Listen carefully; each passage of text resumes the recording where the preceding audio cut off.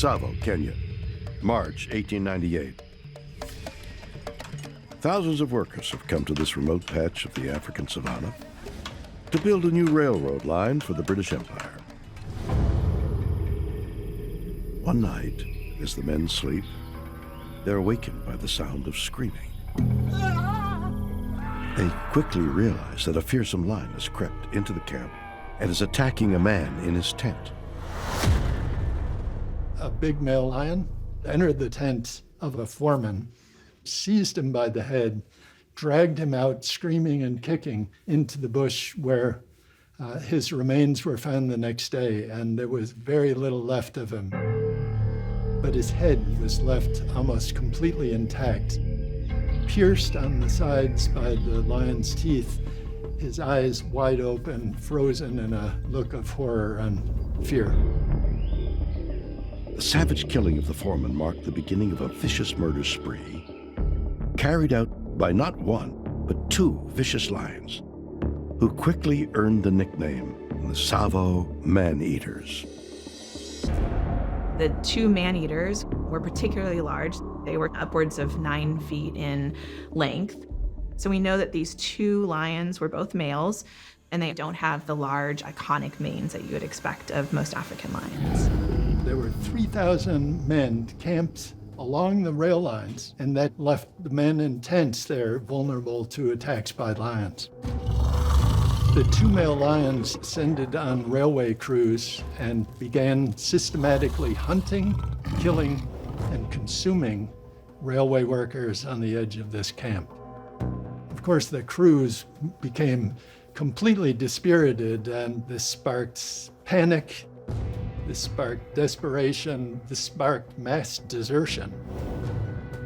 It was headline news back in England at the time, where in Parliament, delays in the construction of the railway were discussed as being attributed to these problematic lions. News of the savage attacks carried out by the Savo Man-Eaters made headlines around the world. And many began to wonder why these two lions were deliberately killing and eating so many people. Incidents of man-eating among lions is very unusual. Lions typically eat zebra, wildebeest, buffalo, things that eat grass.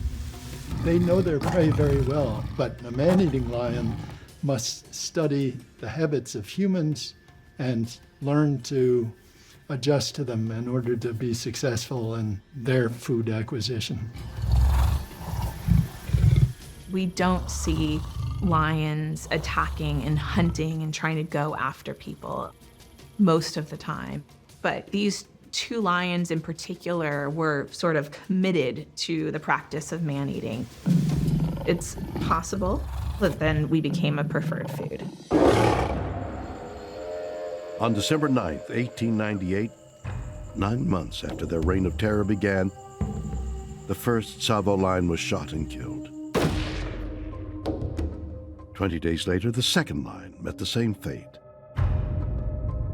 But by then, the pair of man-eaters had already killed and eaten an astonishing 135 people. There's no evidence that shows that the Savo man-eaters were starving. There was actually plentiful prey in the area. Wildebeest, zebra, gazelles, hippos, and yet they chose to eat humans. It is a very unusual situation. The Savo man-eaters are perhaps the most infamous lions in history. Their seemingly insatiable desire to kill humans taps into our most primal fears, and is a reminder that our ancient ancestors lived in constant fear of being attacked by dangerous predators. Early on, our ancestors were often preyed upon because we don't have giant claws and armor and things of that sort. We've got this big brain that can help us hopefully outthink and outcompete these predators. But given the right circumstances, we're very vulnerable. We humans like to think that we're at the top of the food chain. But thousands and thousands of years ago, we were eaten alive by almost any and everything. And what is very interesting about that is scientists have actually shown infants images of snakes, images of spiders, and infants who have never seen these animals before will freak out. They'll show a fear response. They'll cry. That's an alarm call. That is innate. It's in our DNA. More than 100 years after the attacks by the Savo man-eaters, the mystery of what made these two lions target people lingers in the public consciousness. So much so that their skulls are on display at the Field Museum of Natural History in Chicago, Illinois, where scientists continue to study them in search of clues as to why they became man-eaters. And according to the latest research, it appears the lions' murderous rampage may have, ironically, had something to do with their teeth. The teeth of lions, they're used to crack bones and get the marrow that's inside them. And it's quite typical in lion dentitions to find missing or broken teeth associated with this heavy use. It's not typical, however, to find dental disease. Yet in the case of the Savo lion, we had a broken lower right canine whose pulp cavity was exposed about 1/3 of an inch across. That would have been excruciatingly painful. This is a cast of the skull of the first man-eater, and this is the broken lower right canine tooth that ultimately became diseased and impacted. This lion would have been unable to administer the killing bite that lions use to take down large struggling prey. So we think that the arrival of the railway workers in camp happened at exactly the right time for this individual lion, that as it had become incapable of taking down buffalo, it looked on people with a new eye and a new appetite. Greene County, Pennsylvania, December 2002. Late one night, 16-year-old James West heads out to the snowy woods behind his property to hunt coyotes. He settles in beside a mound of gravel to wait when he sees something terrifying. I turned the light on, and approximately 10 feet away is this thing on all fours sniffing the ground. My first reaction was, man, that is the biggest coyote I have ever seen in my life. I mean, huge, massive head and long body. And then it looked up at me, and it lifted itself up onto its hind quarters. It was between 7 foot 10 inches tall and 8 foot. Snout was, I would say, a good 6 to 8 inches long, but also massive upper arms, huge pectorals, like a werewolf. It took one step towards me, and I shot it in the chest. It let out a yelping sound and took off. And at that point, I just said, I'm out of here. It's been approximately 20 years since I had my encounter.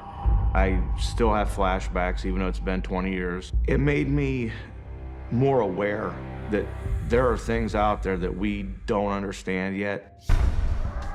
James West is just one of hundreds of people who have reported seeing the monster that has come to be known as the Dogman. Dogman or Dogmen, they're a little bit different than a werewolf. Usually the idea of the werewolf is that they transform, maybe at the full moon, between human form and the wolf form, at which point they become wild and dangerous and aggressive. But dogmen, they are dogmen their entire lives. So this is just who they are. Dogman really burst onto the scene in the late 1980s, early 1990s, when a creature in Wisconsin was seen feasting on roadkill and chasing cars on a lonely country road. Since that time, the Dogman phenomenon has blown up around the world. Uinta County, Utah. Here on 512 acres of rugged land lies a remote cattle ranch. But according to local legends, this desert landscape is also home to a creature of unspeakable evil. A creature known as the Skinwalker. There are whisperings by the local Ute tribe that the region is essentially been cursed by the Navajo people, and that it is home to several skinwalkers, the Yinagloshi. They're typically witches or shaman that use black magic and evil arts in order to transform into the forms of various animals.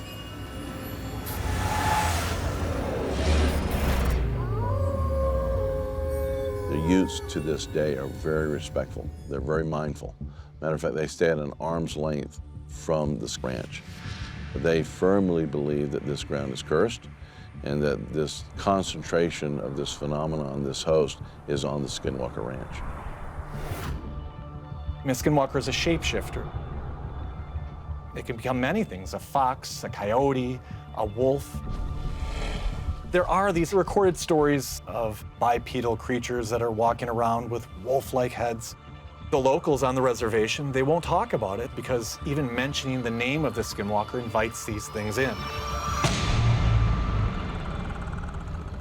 Skinwalkers, shape-shifting werewolves who dwell not in remote forests of Eastern Europe, but in the remote desert regions of North America. Skinwalker Ranch, 1994. Experienced ranch hands Terry and Gwen Sherman purchase the ranch and the surrounding area. Almost immediately, they find themselves face to face with something they would later describe as pure evil. One day, Terry had gone to check on his cattle and noticed this extremely large, what appeared to be a wolf, walking around his property. It grabbed one of the calves by the snout and began to tear at it. So he pulls out his .357 Magnum and shoots point blank.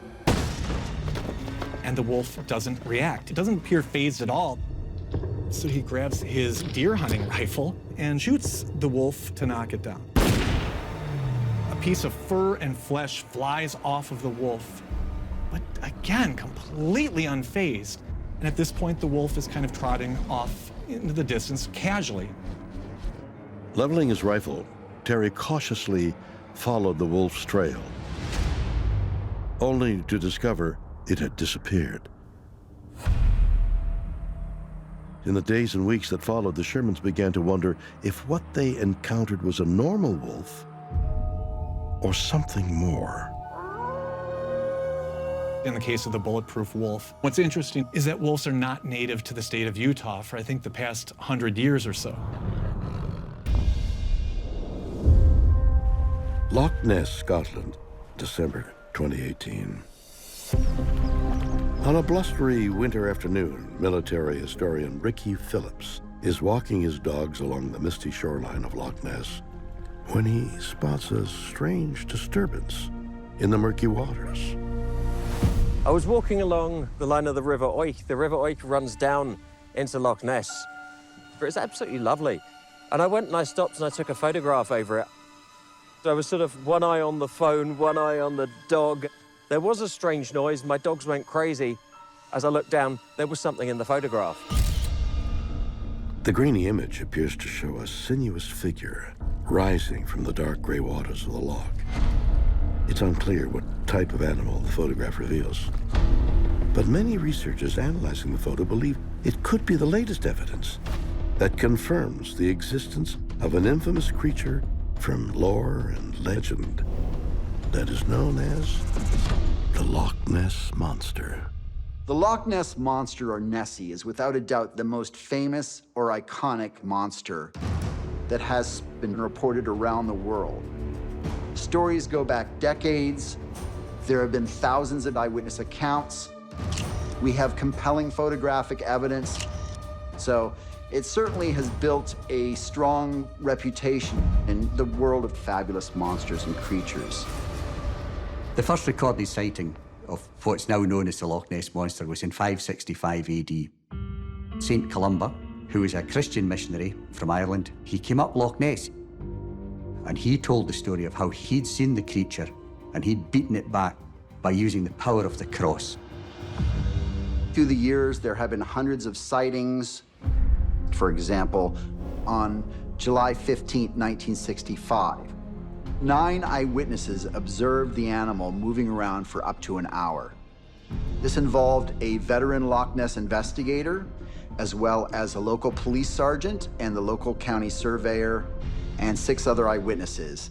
And what they all described was identical from different vantage points around the loch. In 2021, we had 6 sightings by people who were actually beside the loch, and we had another 10 that came from the Loch Ness webcam. The really important thing here is that the Loch Ness Monster and images of the Loch Ness Monster are not just grainy old black and white film. People are still seeing things and recording them today. Could there really be a monster living in the waters of Loch Ness? Many researchers believe it's possible. And as evidence, they point to recent sonar scans, which reveal something enormous moving beneath the waters of the loch. The best evidence we've ever had from Loch Ness was a sonar contact taken by Ronald Mackenzie, who operates a boat called the Spirit of Loch Ness. And 3 years ago, they got a sonar contact, crystal clear sonar contact, about 600 feet down, and it's there. You know, it wasn't there an hour earlier when he went past it on the boat. It wasn't there an hour later. It was there, then it wasn't. It's one solid object, the size of a transit van. Photographic experts came back and said that is probably an animate object.